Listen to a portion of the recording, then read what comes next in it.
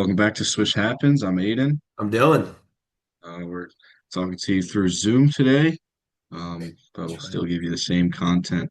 So, regular season's all wrapped up. In the beginning of the season, we gave you our predictions. Let's look at how far off we were or how good we were. So let's see. Let me share my screen here. I did a little bit of just some light color coding. So let's start out west. I think out west ended up a little bit better than the east. So so let's Yeah. start off with the good stuff here.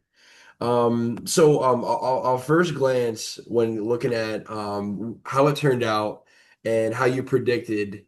What are you most proud of? What do you wish that you changed? Also, green is correct. Yellow is within two. Red is outside of two away, and purple. I just did our worst predictions in purple. So Yeah. Well, I'm pretty happy about the Thunder and Nuggets. I mean, only because when I did it in the beginning of the season, I actually have records next to them. yeah. And believe me or not, if you want to or not, but I had both their exact records correct. I had the Thunder 64 and 18 and the Nuggets 54 and 28, Big time. which is what they finished at. Um, but other than that, I mean, the Mavs and Blazers were obviously the furthest off. I wish I would have known what was going to happen with the Mavericks this year, and Yeah. then it wouldn't have been like that. And the Blazers, I guess I'm sorry for doubting you guys. You know what? I think it's valid though because I don't know, especially when with the Blazers, we were talking about them at the beginning of the year, some coaching turmoil, like Yeah, no Dame, school was terrible. I mean, the optics just weren't great. So I definitely get yeah, it there.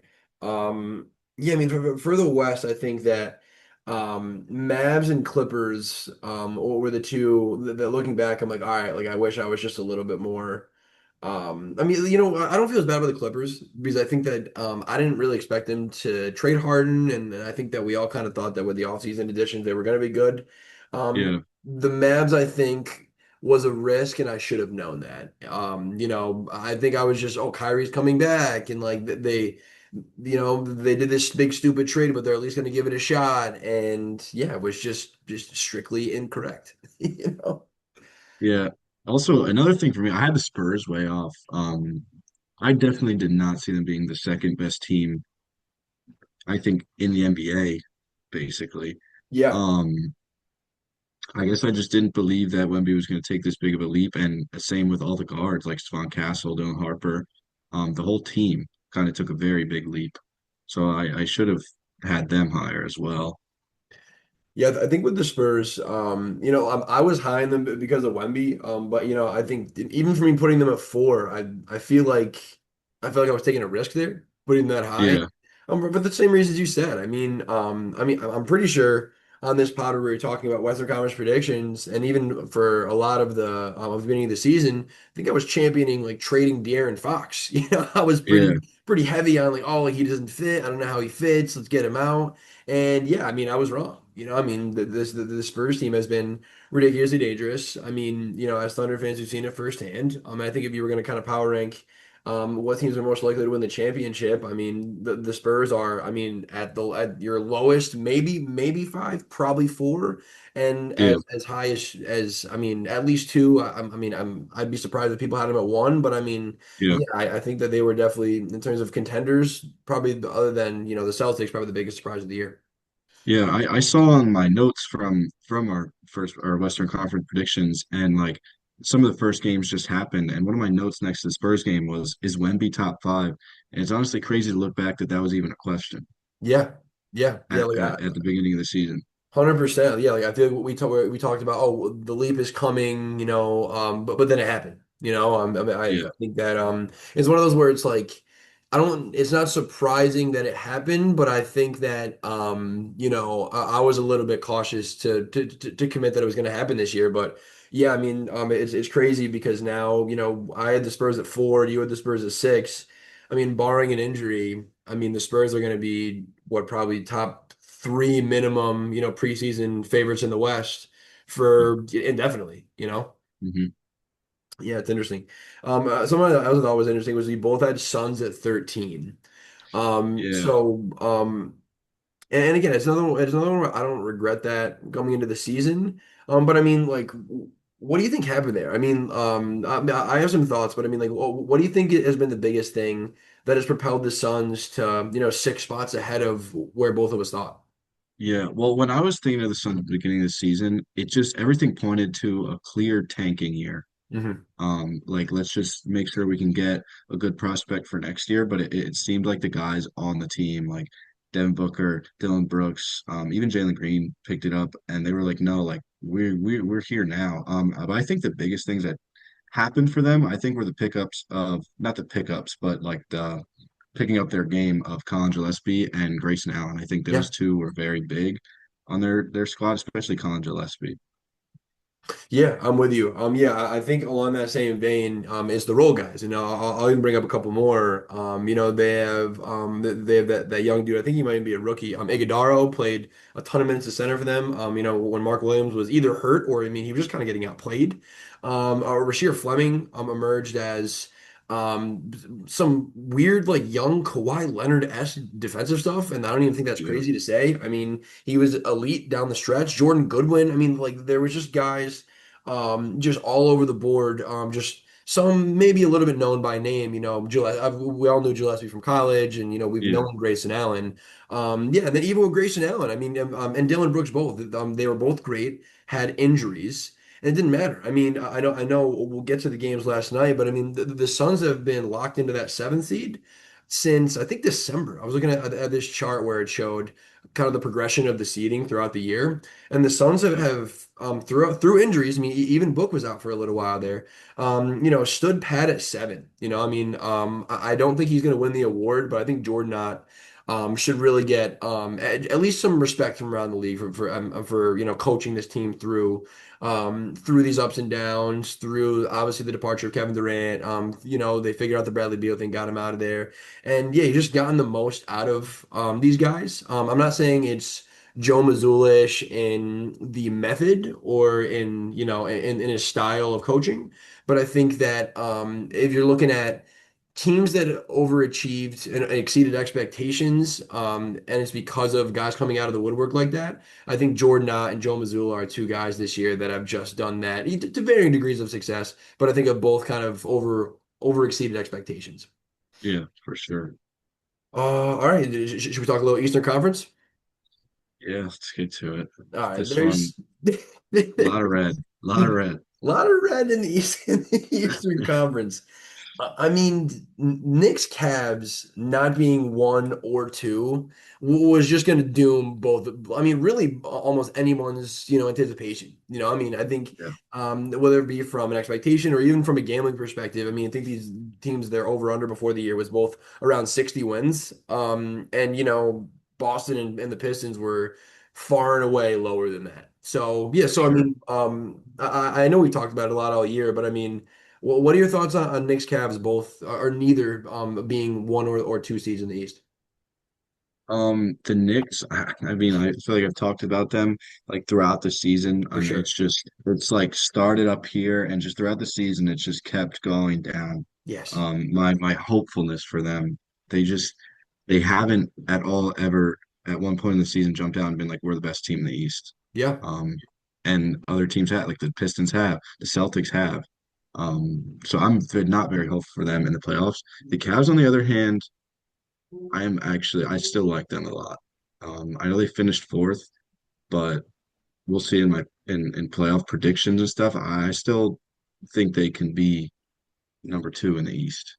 Yeah, I agree. I think with a team like the Cavs, I think that this playoff position could help them a little bit. I think that for them to be able to, get Toronto in the first round, which I mean is going to be a tough series, man. I know we'll get the predictions in a second, but I don't think it's the worst thing in the world. I mean, I think before we were looking at before the season, if we had them at 1 or 2.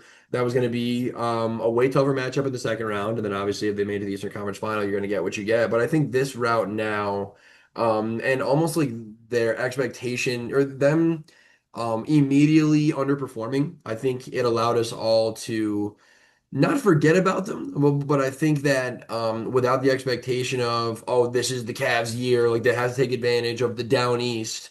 I think the fact that the East isn't down as much anymore in a weird way, psychologically and pressure wise, I think kind of helps them a little bit. So yeah, I mean, I think while we were off, I don't think it's the worst thing for them. I just think the East was very strange. I mean, I feel like most people would have had the Bucks as a playoff team. I mean, I think if you asked, NBA fans, I would say 90%, of NBA fans would have had them in bar minimum in the play, So Yes. I think that ruined it. I think, I mean, I was very high on the Hawks. Obviously, I had them as the third seed, and then very high in the Magic too. Real quick about the Magic, I have to ask. So, did you see this report in the last couple of days where there's quote locker room turmoil in Orlando, and No. there's multiple players that are predicted to ask for trades if Jamal Mosley is not fired? Wow. I have not heard that at all. It just came out yesterday. So I was like, I mean, I'm shocked at that. I don't know. I mean, yeah, they Yeah. underperformed, but like Paolo was terrible at the beginning of the year. Franz played half the games. They were missing Suggs. They had injuries all over the place. I don't know. I'm curious of how bad that was in the locker room? Yeah. Yeah. Um, but like you said earlier, the Magic are probably one of the biggest teams that fit this. Yeah. In retrospect, the East, when we were looking at it in the beginning of the season, was a total different Eastern Conference than it is right now. Yes. It was so weird. Like the Celtics. I mean, you had them at 13, but this was supposed me having them at five was kind of a long shot. Like Yeah. Yeah. It was a this was risk. supposed to be a very down year for them. I thought the Magic looked great in the playoffs, and they just played terrible this year. The Pistons, who thought that they would have been the best team in the East this year. Yeah. The Bulls, when we did this, were 4-0. They looked really well. So we Yep. both had them as playing teams. Um, the Hornets, I had them at 14. Hornets You was a had them at 12. huge one, dude. Hornets Yes. overperformed in a crazy way, and I don't even think that their record now actually even shows how good they've played. Yeah. Yeah. It's interesting. Yeah, I mean, this Eastern Conference this year was just absolutely bizarre. And to be honest, I mean, going into next year, I don't, I think it's going to be less clear in the middle. To be honest, I Yeah. mean, Yeah. we have a ton of yellow and red here now. I think it's going to be even tougher to predict next year. I mean, I know we're just in the playing rounds of the playoffs, but I mean, if you ask me now to do a preseason ranking for next year, I mean, Boston's at one. Yeah. And that's it. I don't know. I don't even Yeah. really have a prediction for the rest of the East, which I think is kind of fun. I don't know. I mean, Yeah. I think that this year was looked at as this weird like placeholder year, before Boston is back to full strength. But it's I think in a weird way, I'm actually more excited for the Eastern Conference playoffs in the first couple rounds here. Just because I think the Yeah. East. Definitely in the first couple rounds. Yeah, yeah. I just think of like there's a lot of teams that could take it home and a lot of really interesting strength weakness things in the East. So yeah, Yeah. I'm excited to talk our playoff predictions too. Yeah. Same. So what do you think? Do we want to get right into our playoff stuff? Yeah. Yeah. Let's get Yep. into the playing games that just happened. Oh yeah, yeah, yeah, 100%. Um, so let's start off with the first one. People are saying, is this the best playing game like that has happened so far? Heat versus Hornets. Overtime thriller. Electric. Hornets won by one. What did you think of the game? I mean, it was unbelievable. What's gonna define the conversation is the Bam is the injury is the LaMelo is the play against Bam. So even before talking about the game, I do want to talk about that a little bit because I'm going back and forth. It's been tough for me. Like I think that the slow-mo replay looks terrible. It looks like that should be an ejection. Like that is a Draymond Green. Unfortunately for our boy, that is a Lou Dort-esque play. Yeah. But in real time, it looked very bang bang. Like it looked like LaMelo fell, reached out in like a falling. So I'm not making an excuse. I really just don't know where I land on it. I mean, Yeah. how do you feel about that play? Was it dirty? Should he been thrown out? I mean, what do you think? I think this whole thing look is doesn't even get looked at if Bam doesn't go out of the game. Okay. I think it's a fair take. But the fact that he did, and if you do watch it, I mean, he clearly grabs, like he looks at him and he grabs his ankle. I mean, I don't know. He said he just hit his head and he couldn't, like, he didn't really know what was going on. But I Weird don't know. answer. Like you said, in the slow-mo, like he grabs his ankle and kind of pulls. And so I don't know. I think it's not in the NBA's favor to rule him out for this next play-in game. Yeah. Um, but I think if this was like a nobody, I think he is for sure definitely should have been ejected from the game if they looked at it. But I think he for sure should be out for this game. I don't know if that will happen. I don't think that would happen if you were to ask me, because I don't think they'll rule him out for the game for this Yeah, playing I game. think unfortunately I don't think this is a good thing. But I think they do want to protect the product a little bit, which sucks. I mean, you never want to see that. But yeah, I think you might be right. But I mean, yeah, I mean, after that, the Heat were just stereotypical Heat. I mean, Davion Mitchell just 28 turned into points. I don't even know. He was just hooping like Yeah. left hand floaters off the glass, step back threes. He had this one move where he crossed LaMelo over a screen, like someone was screening. Yeah. Davion double crossed him, and LaMelo literally went over the screen, and Davion just hit a step back three. I was like, I what? mean, yeah, What's going on? Davion, yeah, in even last year in the plans, Davion had he kind of stepped up and kind of earned that like starting point guard role. I feel like in the plans last year, Yeah, he played really well. But yeah, 28 points for Davion Mitchell, which was crazy. Um, Tyler Hero didn't play all that great up until the end of the game.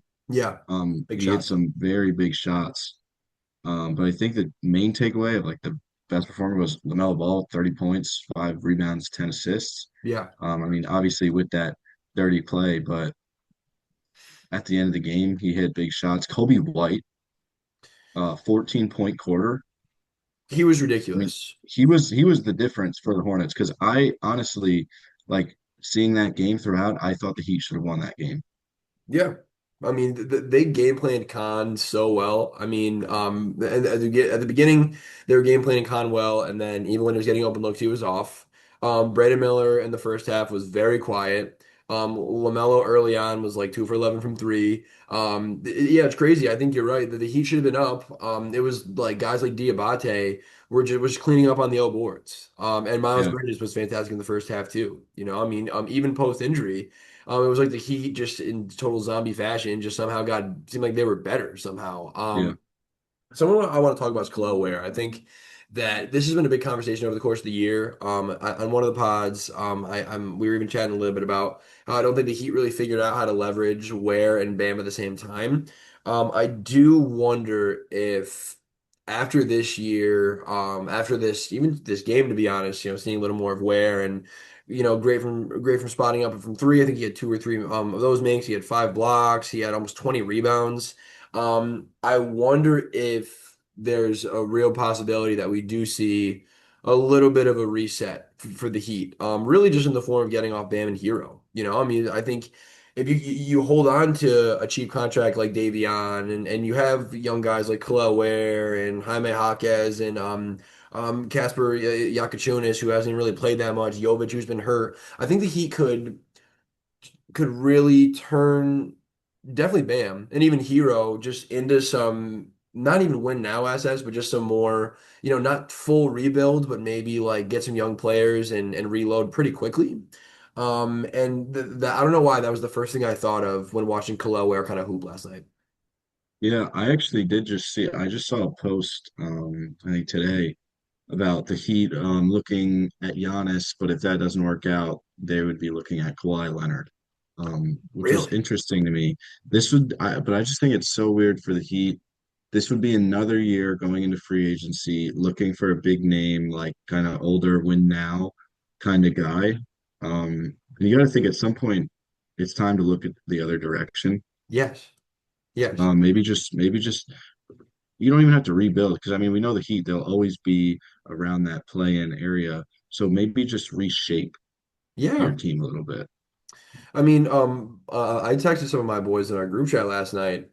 If Golden State were to lose tonight, and they were to get into the lottery and they were to get a top 10 pick, I mean, I think that's a conversation. I don't know what the cap looks like. I know Bam's going to get paid like an insane amount of money in the next couple of years. I don't know if Golden State could afford it, but I don't know. I mean, if you're the Heat and you can turn Bam into I don't know, Wagler or just if you can turn Bam into a top 10 pick in this year's draft and maybe even get a couple guys on the side, Guy Santos or Moses Moody or whoever. I mean, the Heat know how to maximize talent. So any Yeah, of those role players that the Heat have now or the Warriors have now could automatically jump into the Heat rotation and probably play. You yeah, reshape this thing around your Kel'el Ware and your Jaime Jaquez, and then you hope you hit in an absolutely stacked draft. And like you said, I mean, this Heat team, and the way that it's well coaches and the way they develop players could jockey for playing position again next year. It's not like Bam even had that great of a year. Hero was gone for a while. I'm with you. I think that it's maybe more of a reshape than a rebuild. Yeah, if I'm the Heat, like I'm one of my best friends is a Heat fan. I yeah, don't know. I would be discouraged just because the season's over. But I just think they have a lot of options. I think that there are a lot of teams that are treading water that don't have as any ways out, whether it be, attractive free agency destination or a ton of picks. The Heat have a blue chip player in Bam Adebayo that if they choose to, which I think they should, they could really stay relevant like it seems like they want to do. yeah, yeah, for sure. But yeah, but incredible game though. I mean, Yes, just I mean down the stretch, the shot making. I mean, Kobe White nailing that three in the corner. yeah, The LaMelo layup. I mean, it was just one of the. I mean, especially after just BS games for the last 3 weeks of the NBA yeah, season, it was refreshing to from literally the first quarter feel like this was playoff basketball. It got yeah, me just absolutely jazzed up. yeah, for sure. The plans. I mean, people are saying this is the best addition in the NBA since the 3-point line. Um, Okay. I'm not gonna but say no, and I have to think about it, but But no, I don't know. I won't go as far as saying that, but this was like a great addition. Because it's different, like having that game 7 feel for teams that aren't the number one, two, or three teams in the NBA, it just adds a little bit more to it. Makes it a little more exciting. 100%. I mean, and I know, tonight hasn't happened yet, but I mean, just to be able to have a game like, Warriors Clips, Kawhi Yeah, versus Curry. And a couple years ago, we had Lakers Warriors in a one game play-in. And we yeah, have Bron hitting a three to ice the game with 15 seconds left in a one game single elimination. I mean, yeah, that's something that we don't get in the NBA. And that's something that we always think of the college game for that. And the in-season tournament's a lot of fun, but it's not the play-in. It's crazy to say. I mean, I know, the play-in championship was Spurs Knicks, which were two great teams. But I mean, I would take a game like this 100 times out of 100 just because it means something more. yeah, But yeah, but then it was followed up by another great game in Suns yeah, Blazers. yeah, Just an absolute battle. I feel vindicated. I know right at the end of the year, I said I was a little bit off the Blazers, which I'm annoyed I said that because I should have just stayed with it. Denny is truly that guy. Truly, truly, truly that guy. yeah, 47 and 12, getting in any way he wanted, just attacking at will. There was a couple points, especially right at the end of the half, where he was on the bench for a little bit in the second quarter. Suns either built a lead or crunched into a Blazers lead. Then he comes back in, and I just remember him. He brings the ball up across half court and 3, 4 times in a row. Immediately gets downhill, immediately scores, gets fouled. It just felt like he had a lot of control over the game, and even when being guarded by pretty elite defenders like Dylan Brooks. So I think this was a really big Denny game. yeah. And at the end of the game, I mean, they're down 1 point. He calls for the ISO, just goes straight backward and gets an and one layup to put them up by two. It, Insane. it was just a takeover game for him, and it was amazing to see. Drew Holiday also played well. Drew Holiday's been such a big piece to this Trailblazers team, and Yes. nobody's really talked about it. Yeah. Yeah. Um, he's their only like, I mean, I know they have Scoop, but he's their only like pure point guard, and he gives them a lot on the defensive end. I feel like I just talked about him like a pod or two ago about his net rating. He has the highest on-off net rating on this team. Crazy. Um, and he doesn't really stuff the stat sheet, but he does what they need. 100%. Yeah. I think this team is really interesting. I think we'll talk about. I'm really excited to talk about their matchup with the Spurs, but I think this Scoot thing is actually getting a little bit interesting here. I mean, on the offensive end, I'm still not super sold. I mean, he played okay last night. 3 for 6, 1 for 3 from the field. Yeah. Only 9 points, but defensive end's looking really good. I think that being able to learn from a guy like Drew Holiday, a guy that is still getting it done on the defensive end, is a two-time champion, is just like a really seasoned vet. I think that for the future of this team, when you already have your blue chip piece in Denny, you have Kamara, who was the all defensive guy last year. I think he deserves it again this year. I don't know if they'll get it. I really like Klingon. I know he Yeah. didn't play really super well last night on the stat sheet, but great shot blocker.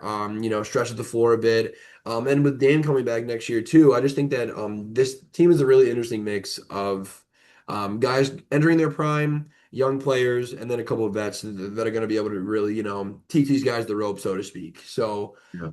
yeah, I like this Blazers team. Shaden Sharp off the bench.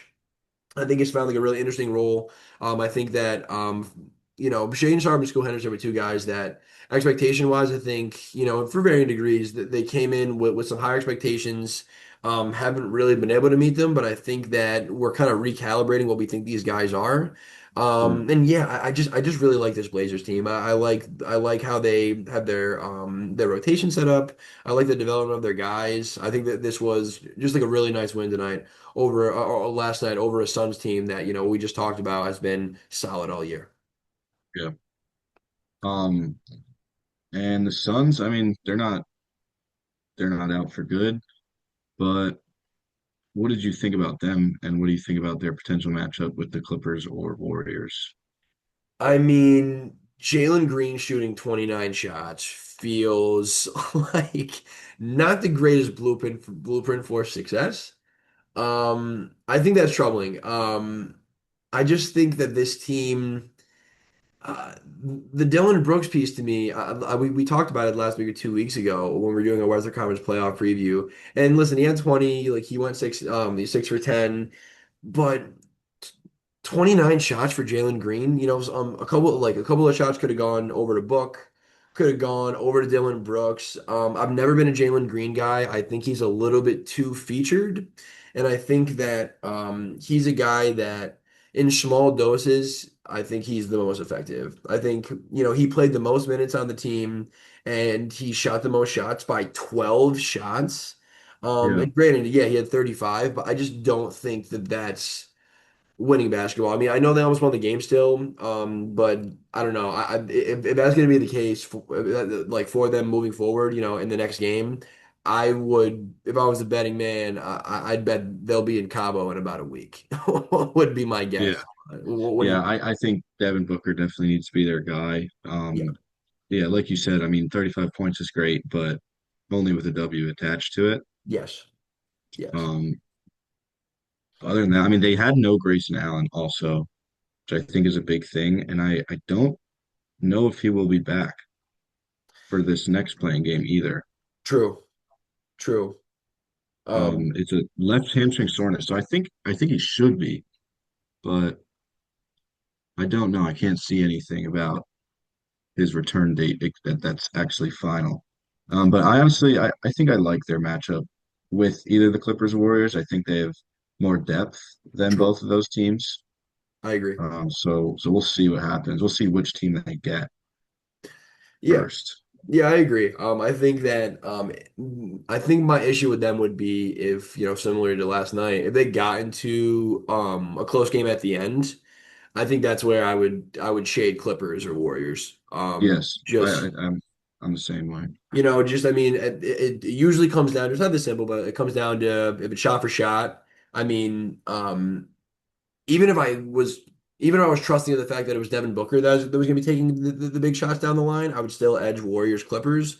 But again, if Jalen Green is going to be having the ball in his hands, and if we're even going to get, one shot for every one of Devin Booker's two down the line, that's still too much for me. It's Yeah, I think I'm a little harsh on Jalen Green. I can maybe admit that, but I don't think it's for no reason. I'm just last night had me really cool on the Suns, really all because of the Jalen Green stuff. So, Yeah, but we'll see. We'll see. yeah, Yes. So, what do you think? Should we look at our yeah. predictions?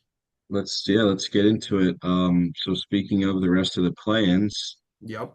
so it's we've got tonight we've got Sixers Magic, and then we've got Clippers Warriors. So the loser of the Sixers Magic will go on to play the Hornets, Hmm. and then the winner of the Clippers Warriors will go on to play the Suns. So Yep. let's start. First game will be the Sixers Magic. Who do you got there? I have Sixers by a trillion, I think. I think the news about this locker room stuff has me totally off it with the Magic. I really believe in that stuff and how detrimental that can be.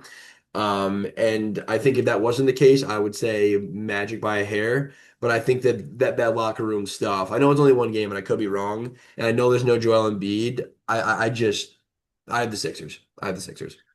I didn't see that locker room stuff. Give me the Magic.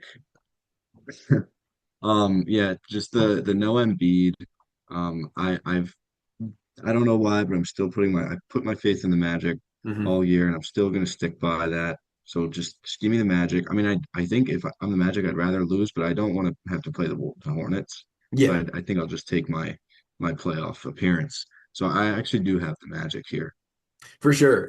It's one of those interesting things too, where even though Detroit's been, almost and the best team in the East, I would still rather face the Pistons. I mean, I know, Yes. these playing teams aren't going to be jockeying for position like that, but I mean, I don't think it'd be the worst thing in the world for either of these teams, if they want to go ahead and give themselves the best chance in the first round. If they were to lose, if they can just, battle off these Hornets and get Detroit in the first. But yeah, I mean, especially it's a one game thing and Embiid's out. Franz has been getting the uptick in minutes since the ankle injury, coming back from the ankle injury. If the Magic come out and win tonight, I wouldn't be surprised. Yeah. Okay, Clippers Warriors. Clippers Warriors is so interesting Yeah. because it's literally just I don't even care about the other 14 players on the roster. It's Kawhi versus Curry Yeah, tonight. for sure. Um, but I definitely have the Clippers though.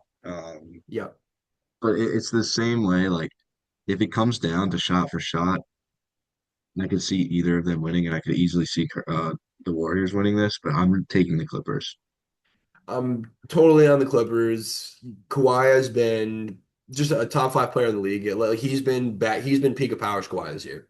I Yeah, think that yeah, he's going to be too much on both ends of the floor. The Warriors are going to be really relying on Steph. It's just and then after that, you're relying on like Draymond Green give and goes and like pods, like floaters and geese. It just gets downhill quick for me after that. yeah, And it's yeah, not, I'm not saying that the Clippers are that much deeper, but I don't know. I mean, Darius Garland is better than any of the Golden State guys not named Steph Curry that are healthy currently. So I think I wouldn't be surprised if it's close, but I would definitely say Kawhi. I'm interested to see what happens with Porzingis and Horford tonight. I mean, I think that the Porzingis stuff has been okay, since the trade. But yeah, I don't know.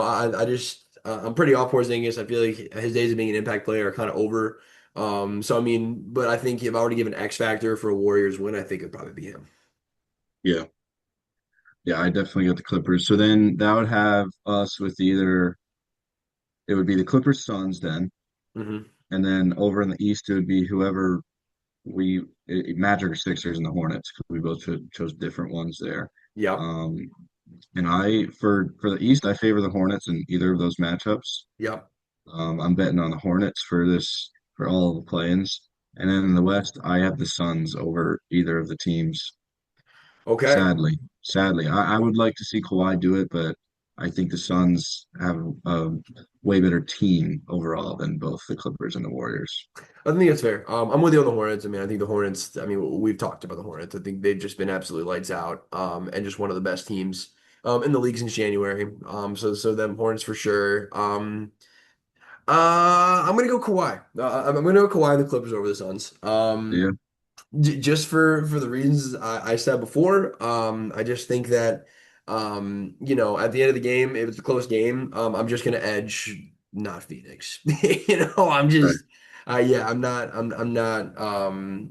don't know. I'm not impressed yet, and I just think Kawhi is gonna will this team Yeah, into the playoffs. Which I think is what everyone wants to. I think that if everyone were forced to choose, they'd rather watch the Clippers against anybody than the Suns against the Thunder. yeah, I agree. I agree, but I think the Suns will take it. But all right, so that leaves us with that'll be the playoffs here. Do you want to start with the West or the East? Let's go out west. Let's go Okay. out west So, first. well, let's start with 1 versus 8. So either Suns or Clippers if we're going off our predictions. Yep. I've got the Thunder in 4 versus the Suns. If it was the Clippers, I might say 4-1. I could even see 4-1 for the Suns, but I'm going 4 now versus either of those teams. Yeah, I said five. I said Thunder and five over the Clips. I mean, I think that even though it'd be 5 games, I think it'd be a gritty series, and I think Kawhi drops, a 49-6 and 3-2, and just wills them to a win. Yeah, That's just what he does. But yeah, just I think the Thunder will be a little too overwhelming. I don't think as a Thunder fan, and even trying to be as unbiased as possible, I don't think any of these teams that could be in this 8 spot have that much of a chance of getting more than one win against the Thunder. yeah, me neither. And then down below will be 4 and 5. Lakers versus Rockets, which I wish Luca and Austin Reeves were healthy. This would have been a great series. Yeah. Um, I mean, I see some reports, but you don't know what to believe of like, oh, Luca potentially could be coming back. Austin Reeves, like they don't know. But yeah, I'm taking the Rockets in 6. I only say 6 because of the possibility of maybe Luca comes in the last like couple of games. But I think Rockets win this series. Yeah, I had five again for this series, which is boring. Like I hate having it like this. Like I hate having the Mm, first two series be 4-1 series. But yeah, I just think I don't know. Well, with the injury thing, the Lakers, I just don't know. I don't know what their avenue of victory is. I don't know what they lean into. I just think on both sides of the ball, there's going to be at a massive disadvantage. yeah, And DeAndre Ayton is just going to get absolutely eaten alive too by this yeah. Rockets team. I think I would love to see Clint Capella go at him for what he said earlier this year. Yeah, big time, big time. Yeah, I like that storyline in there too. Yeah, I mean, it will be fun to see some KD LeBron stuff. Just for old time's sake. I mean, like we don't know how many times we're going to be able to see this in a playoff setting, ever again. Yeah, I mean, if you told me this was the last time that these two face in a playoff series, I wouldn't be that shocked. Which is crazy to say, but yeah, I hope we're wrong, or I hope I'm wrong, and I hope this goes 6 or 7, and I hope that is a good series. yeah, me too. I would definitely say 5 if I know for a fact it's just going to be LeBron all series. I might even be hesitant to give him a game. Yeah, yeah, agree. Um, and then right below it will be 3 and 6 Nuggets. Or do you want to finish out the like the top of the bracket and then go bottom of the bracket? No, let's go 3-6. We'll go first All right, round, second round. yeah. All right, so 3 and 6 Nuggets, T Wolves.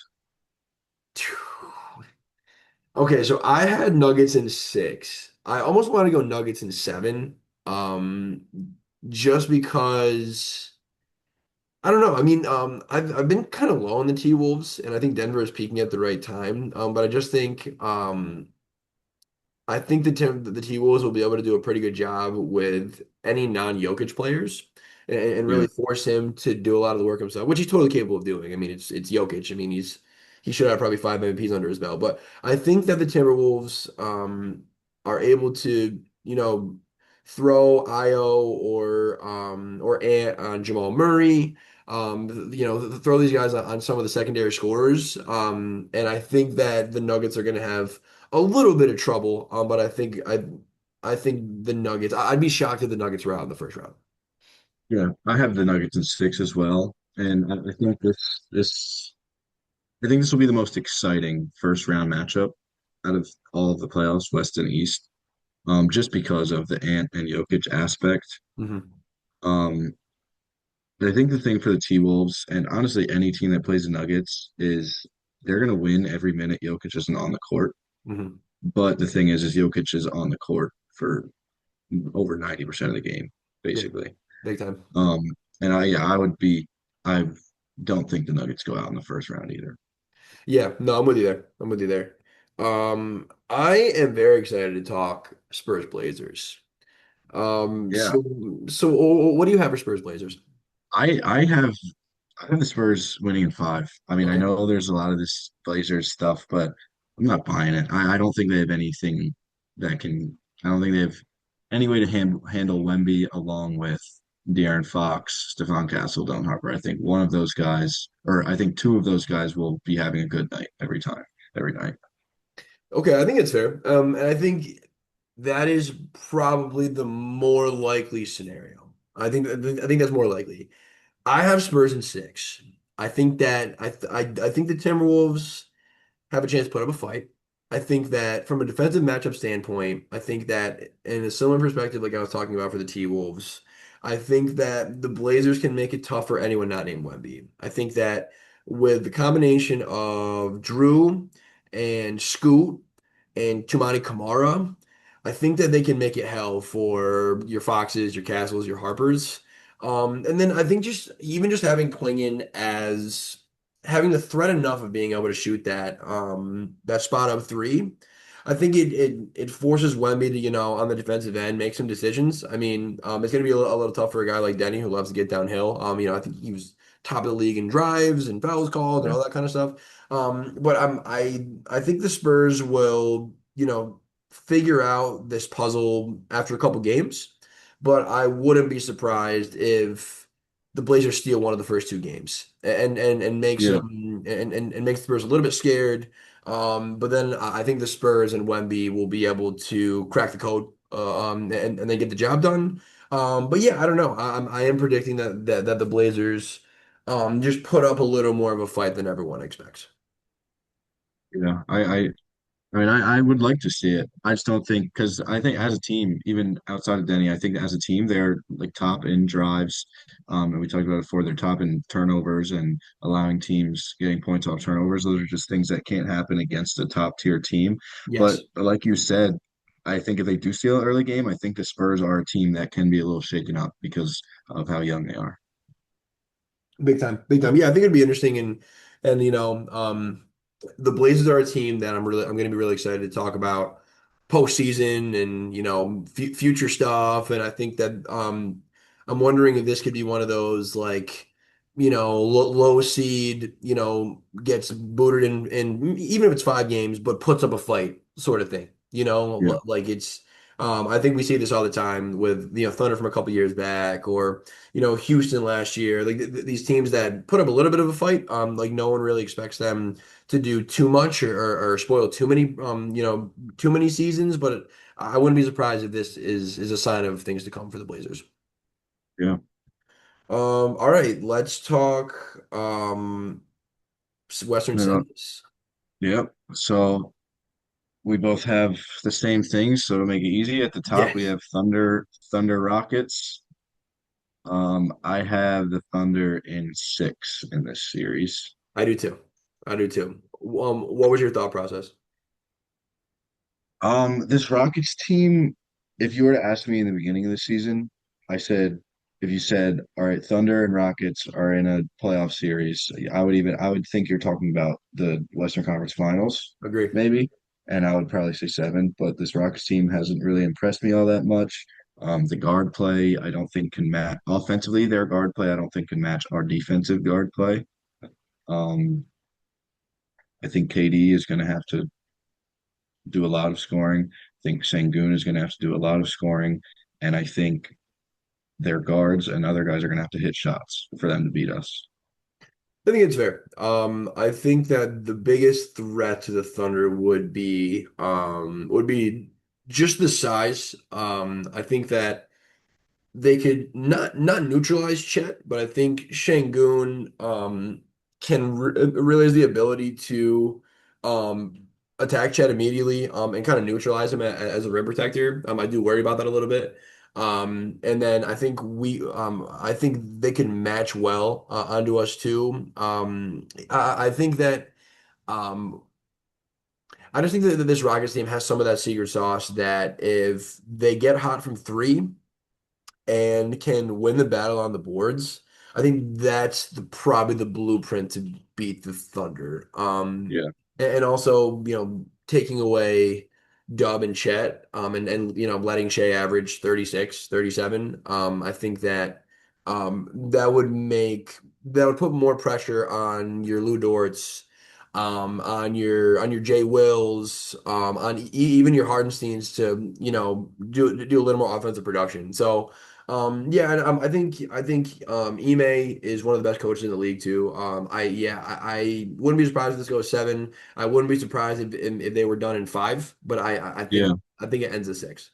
Yeah, I think it's very dependent on us, honestly. I mean, we're obviously not invincible, and like last year in the playoffs, we saw like some nights we would just have terrible shooting nights, Yes. and we are beatable. We are beatable by anybody when that happens, Yes. because I don't know, we tend to do a lot of chucking when it happens, just trying to hit one, and it looks pretty bad. So I wouldn't be surprised to see it go seven Big either. time. Yeah, I'm with you. All right. Well, what about Nuggets Spurs? What do you think? Now, if this, I pray we get Nuggets Spurs. I do. I think there's a high chance of it happening. I think this will be the best. Uh, Maybe second best, best or second best series we see in the playoffs. The next Easily. would be either Nuggets Thunder or Spurs Thunder. Easily. Yep, I agree. Um, but Wemby Jokic is what the NBA needs. Yeah. We've seen it. It's been electric every time they face so far. This definitely goes seven, I think. Yep. I Yep. think this definitely goes seven, and I actually have the Nuggets taking this one just off of experience, just off of me seeing what the Nuggets do in late games. Um, that's what I got. I am a staunch believer and advocate that Jokic is better than Wemby until Wemby proves it otherwise. And I'd Nuggets in seven as well. Yeah, I'm with you. I don't think there's any way this does not go seven. But yeah, I just think that Jokic just elevates other players' play so much. Where I think Wemby is not doing that yet. I think that um, he how do I word this? So I think defensively he elevates his team in a way where he just sucks everything up in the middle, and can alter shots even on the perimeter. So in a way, he is elevating his teammates on that end of the floor, where Jokic is directly putting his teammates in the best positions to succeed. He's giving the best passes. He's directing traffic and putting them in the best spots. He's putting the ball on the floor and scoring when he has to. I think that Jokic is never, ever, ever going to be a player that he fades into the background at times. I think we see sure. other stars that happen to, and I think that is that Wemby's biggest problem right now. Is I think on the offensive end. Sometimes I think whether it be the settling for the threes, or if he gets cut off on the short roll, I think he doesn't have as many tricks in the bag right now. Where I think Jokic, by design of that offense and just who he is in his DNA, he's you can't escape him. He's never going to be, he has to be game plan for. He has to be, planned for all the time. And I just think that's going to be a little too much for the Spurs at this point in time. A year from now, I'm sure we'll be having a different conversation. I'm not ready to Yeah, have that conversation yet. So I'm no, Nuggets in seven. yep. And then we've got the Thunder and Nuggets. I think if the Thunder see the Spurs or Nuggets here, I would say it's a 7 game series. Yep. And the same as if it's the Spurs or Nuggets, I think whoever wins this is the NBA champion. Yep. Yep. I agree. But I have the Thunder in seven. Gotta have Thunder in seven. I mean, we're not gonna not have Thunder in seven. You know what I'm Yeah. saying? But I will be scared that game seven. Horrified. I was I'll horrified be last year in the second round in that game. I mean, like yeah, we so we was blew I. them out, but like that Yeah, was just luck, low key. I'll be confident, but I will be terrified. Big time, big time. Yeah, yeah. I mean, I think the Thunder have been the best team in the league all year. I think that, yeah, I just think that you just kind of tip the scales to the team we just saw do this 365 days ago. I think it's pretty much that simple. And now the Thunder even have a little more. I think the AJ Mitchell piece, if he can, be, back healthy, playing like he was before, I think that Yeah. tips the scales in the Thunder's favor even more. Mm. Yeah. I All think we right. can have some differences in the East. I think so as well. Okay, so we'll do the same thing. So I had Pistons, Hornets, and that's Yes. pretty good, right? You Yeah. have the same thing. Okay. Pistons Hornets, yeah. Okay, well, what do you have for Pistons Hornets? I have Pistons in six. So do Um, I. That's yeah. funny. So I have Pistons in six. I don't think the Hornets, I think they have a chance of winning the series, but I would put it very slim. But I think they scare the Pistons a little bit Yeah, yeah, in some games. Like I wouldn't be surprised to see it be like 2-2 or something like that. And then it's like, oh my God, are the Hornets actually gonna do this? But I think the Pistons will overtake them at a point in the series. yeah. I'm with you. I mean, Pistons have been one of the worst three-point shooting teams in the league, especially out of the these this top tier of contenders. And the Hornets have been. I mean, they have the two guys that made the most threes in the league this year. I mean, I don't care that Kyle went 0 for 6 last night. LaMelo went 2 for 14. I think that shot variance alone is going to seal the Hornets at least one game, Yeah. and probably two. Yeah, and Uh, I think the biggest X factor for this series is going to be the tension. Because I mean, we had that absolutely massive brawl between these two teams. So yeah, I think that leveler heads will prevail. And I think in theory that should no, you know what? The level ahead are probably the Hornets. Actually, now Yeah. that I'm thinking about it, Duran and Stu are Yeah. nuts. But yeah, I think at the end of the day, Cade, Cade, if you switched out Cade for LaMelo last night, then I think that the Hornets win by 30. I mean, I think obviously Cade's a better player, but I think Cade is also a little more consistent night to night. And I just think that he is going to be able to him and then this Duran emergence too. I just think the Pistons are more talented. They'll battle through the shot luck. They're a great defensive team. I think that they'll game plan this thing up well. I think Bickerstaff's going to be the coach of the year, and yeah, I think that it'll be Pistons in six. Yeah. And Um, then ooh, Cavs Raptors. This is going to be interesting, I think, honestly. But I have the Cavs in six. okay, I Cavs in seven. I think the Raptors push them. Yeah, I could see that. I could definitely see that. I think the Cavs win this series, though. I don't know. Even in that game seven, I'll take the Cavs, but it's a game seven. Anything can happen. But I have the Cavs in six. The Raptors have been good, but I don't think they're playoff good or playoff series win good. I think it's fair. Yeah. This is the series I think that, in my opinion, has the most variance of what could happen.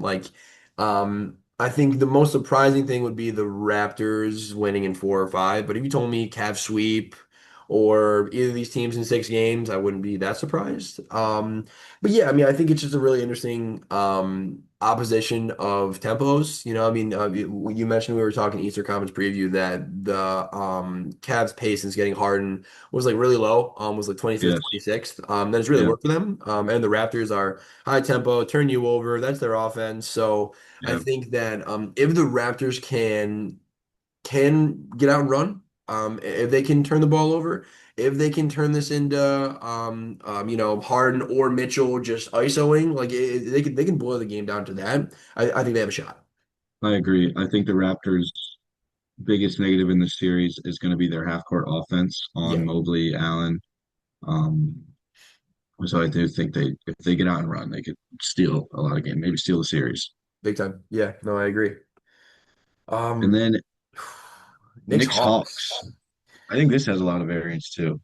This, yeah, I think this is going to be a great series, to be totally honest. I might surprise you with mine, but I have the Knicks in five. Really? Okay, I have Knicks in six, and I want my heart said seven, but I was like, no, Yeah, the Knicks should be better. I'm not saying it's going to be an easy series for the Knicks. I think every game is going to be a close game. I think that's fair. Yeah. I think the Hawks are going to run them for their money, but I think the Knicks are just going to pull games out.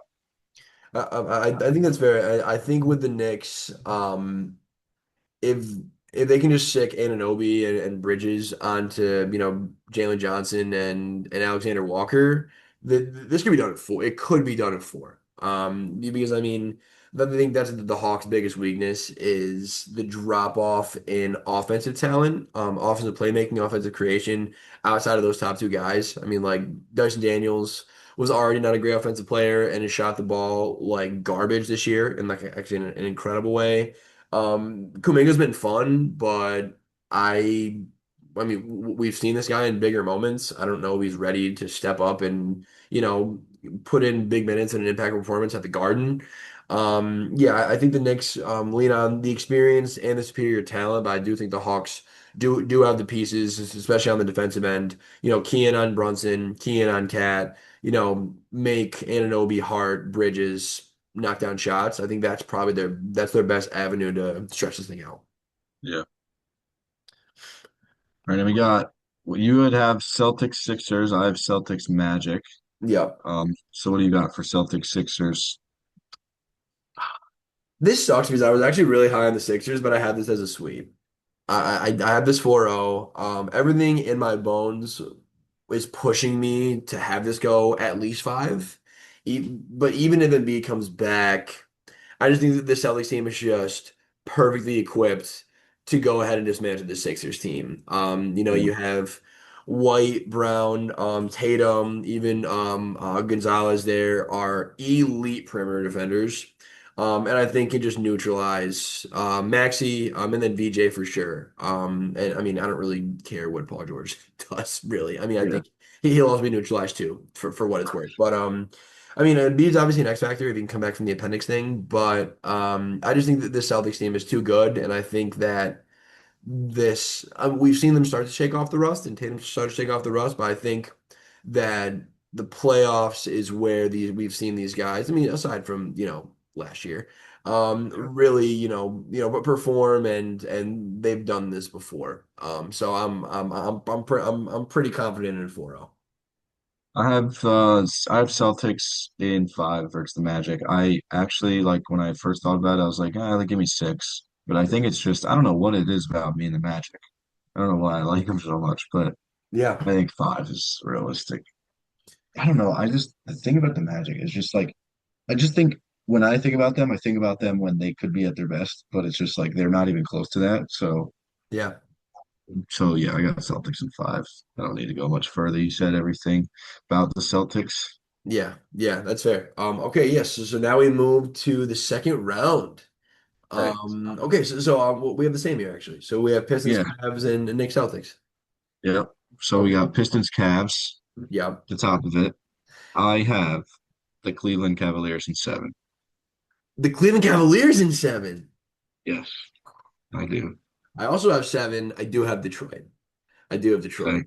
Um, if it gets to seven, it can go either way. But I think that um this one is so tough for me to have like actual like any stats to back it up. It's more Yeah, just like I don't have any stats or data to back it up as of now. yeah, yeah. Um, I'm just going off how I feel about it. Vibes. We're going off of vibes. Yeah, I think that the Pistons have been the best team in the East end to end. I think Cato is the best player in the series, and I just will never trust Harden like that. I've given that guy too many chances to prove me wrong. Hasn't happened. I think that the series does go seven because it's going to be super competitive. Down the stretch, I think that both teams could really do some exploiting. I think.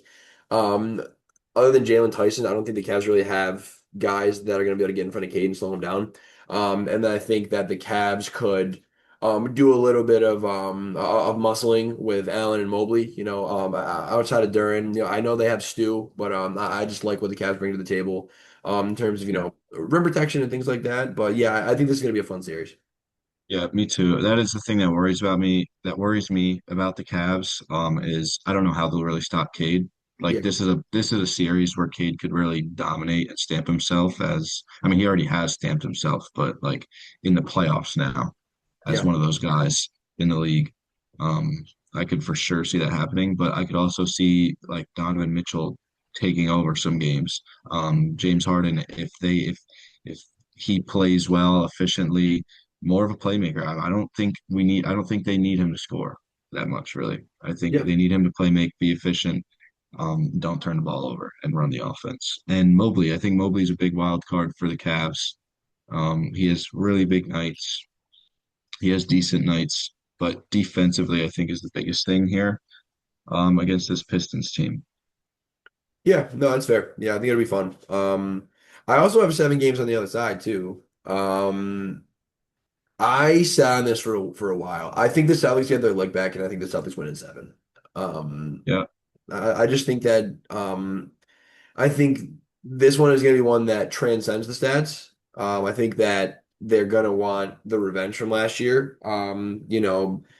Tatum being able to, get back out there, because even before the injury, the Knicks were going to take them out. I think Tatum to get some revenge. Um, I think that the Knicks do feel like and should feel like that they can beat the Celtics, but I do think that the Celtics, with this new rotation of, your Keita in there, your Hugo Gonzalez in there, I think that the pieces that they've added, and just the momentum they've been playing with, and I mean, to be honest, I think Derek White's the big X factor this series, and I think the yeah, Celtics just get it done in 7. Again, not as much stats backing on this one here. I'll yeah. just more as it gets closer, but I just believe in storylines and I believe in the revenge factor. Yeah, I have the Celtics in 6. Yeah, I don't really have much stats or data as of now yet. I mean, we'll get further into like those like actual matchups and stuff as the playoffs go on. for sure. But yeah, I just think the Celtics are the team in the East. Big time. Okay, so that leaves us with okay, so I have Pistons Celtics and you Yeah, have Cavs Celtics. Celtics, Cavs. Yeah, Yeah, okay. All right, so what do you got? I've got Celtics in 6 here Okay. versus Cavs. I like the Cavs a lot, but I don't like them as much as I like the Celtics right now. I don't Yeah, think they I have have enough to combat. I don't think they have enough to combat Jason Tatum and Jaylen Brown. 100%. I'm with you. Yeah, I got Celtics in 6. I think that the Celtics are going to be able to game plan Cade pretty well. They got a ton of guys to throw at him. The Pistons don't have a secondary creator right now. I don't think Duran is going to be able to be effective enough to pick up all the slack for the lack of the second offensive option. And I think that the Celtics have an easier time, a way easier time with Detroit than they did with the Knicks in the series before. Yeah, Okay, Thunder that leaves us Celtics. under Celtics in the finals. I think this is if we're looking at like odds wise, this is probably the favorite matchup of the playoffs, but I think that's what's gonna happen. They look like the best teams in the West and the best teams in the East, but I gotta go in 7, So do I. And who do and I you have? have OKC Thunder. Listen, listen. Oh man. It pains me to say it. I hate saying that I have Celtics in 7. I don't want to say that I have Celtics in 7. I do have Celtics in 7. I think that the Celtics are the best equipped team in the NBA to nullify all 3 of our big 3 guys. I think they have enough. I think that they have the benefit of not having to put Brown or Tatum on SGA and still be able to neutralize him with Derek White. Yeah. Even those guys can defend Dub. And then I think Keita is a nightmare matchup for Chet. I think he is very physical. I think that it's going to force Chet to have to knock down threes or to have to, hit some of that, post fade type of stuff, which he's getting better at, but I don't think that's his most comfortable.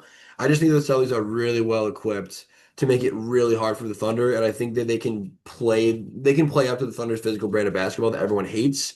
I think this would be a bloodbath of a series, total bloodbath of a series. If it goes 7, who knows? But I unfortunately have Celtics in 7. Yeah, I mean, I think the Celtics could easily win this, like on the defensive end, and then just a barrage of threes. I mean, and obviously Tatum and Brown, we know they can do it. I can't go against the guys, man. I love it. I'm telling you, this hurt. I Yeah, sat here and I think what it was is it was sadly my gut reaction. was Celtics in seven. And yeah, I hope I'm wrong. I hope we rip back to back. But I think that if I were to rank the series I want to see the most, it's Thunder Nuggets, Thunder Spurs, Nuggets Spurs, and then Thunder Celtics are probably my four series I would be most excited to see. And then Celtics Knicks would be five. Would be my Yeah, that's pretty much right on with mine. I was just gonna add the Knicks Celtics right at five. exactly. Exactly.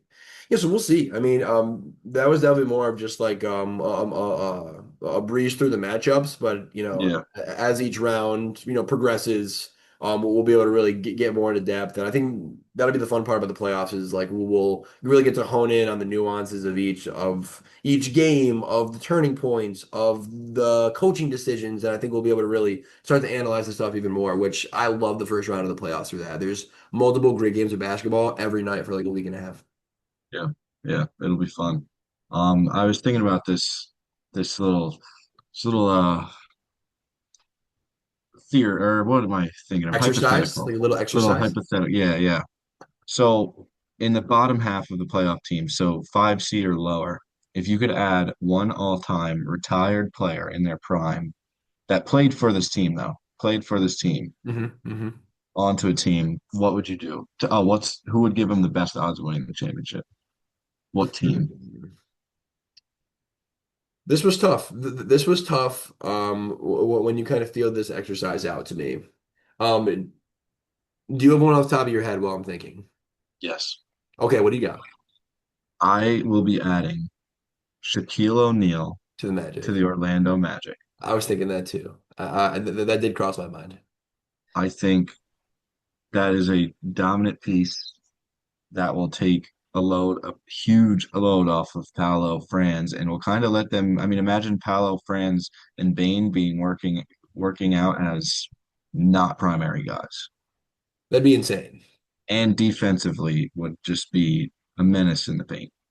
I like that. I like that. Yeah, I mean, especially if they're based in Boston. I mean, Cade is great, but I mean, he's getting. Nobody's stopping Shaq. And yeah, and it's another thing. It's Shaquille O'Neal. I mean, the most dominant player of all time. So that's already Yeah. he's one of the best players of all time. So I like that. So that crossed my mind.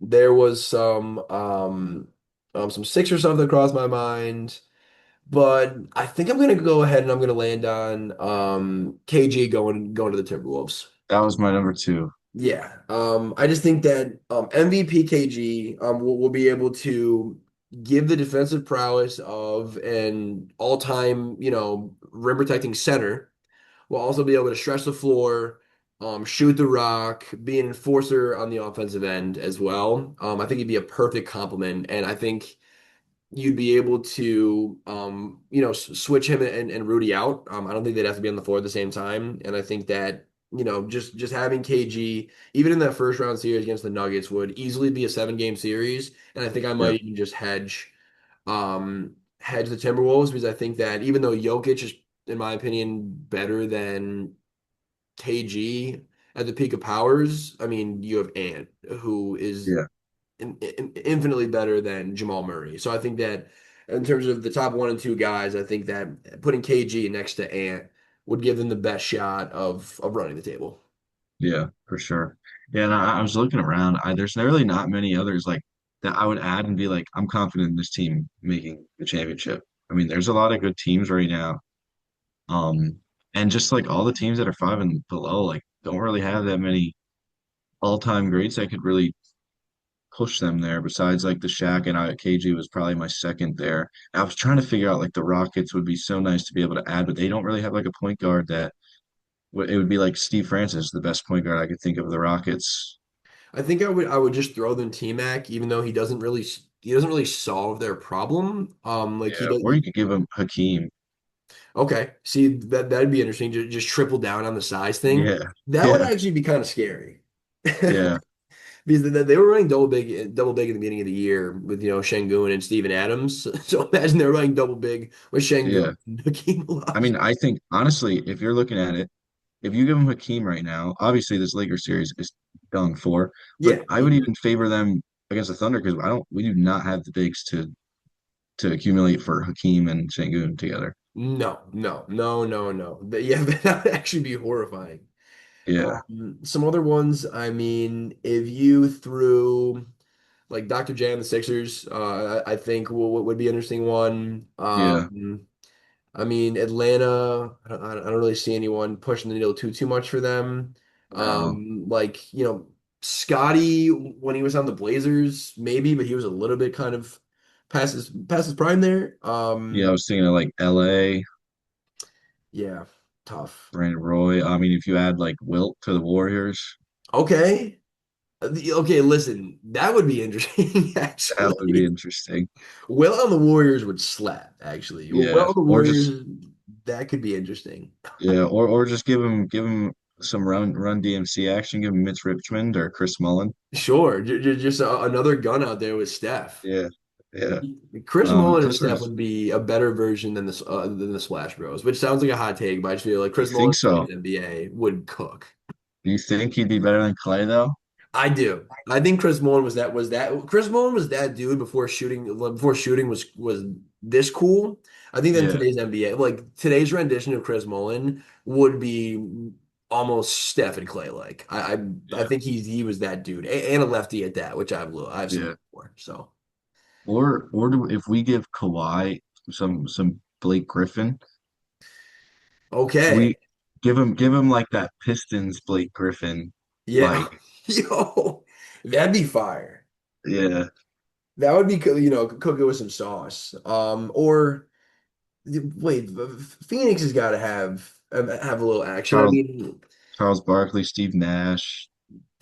Uh, I those would mean, probably be the best two, I think. yeah, because I don't know if Stoddy pushes the needle too much.